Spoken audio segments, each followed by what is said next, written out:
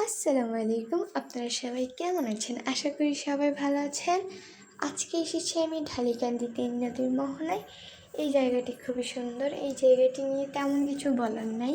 আমি এখানে প্রায় আসি সময় কাটানোর জন্য, বসে বসে গল্প করি এবং প্রকৃতির মজা নিই। আমার কাছে খুবই ভালো লাগে এবং আমার মতো আরও বিভিন্ন মানুষ বিভিন্ন জায়গা থেকে এই জায়গাটিতে আসে গল্প করার জন্য এবং সময় কাটানোর জন্য।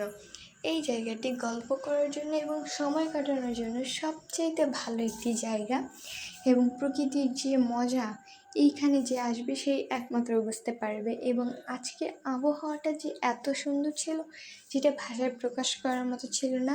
প্রকৃতির ঠান্ডা বাতাস এবং মিষ্টি গন্ধ, নদীর যে ঢেউ, সেটা দেখতে আমার খুবই ভালো লাগছিল এবং এখানে বিভিন্ন মানুষ এসে গল্প করছে। আর আজকে এসেছিলাম জিঞ্জার জোন রেস্টুরেন্টের পাশে, সেখানে এসে আমরা কিছু খাবার দাবার খেলাম। তারপরে ঢালিকান্দির একদম শেষ মাথায় আমরা যাচ্ছিলাম। ওই জায়গাটি সবচেয়ে বেশি সুন্দর, ওই জায়গাটিতে মানুষ বেশি যায়, ওইখানটাতে আমরা যাচ্ছিলাম এবং খুবই মজা করেছি।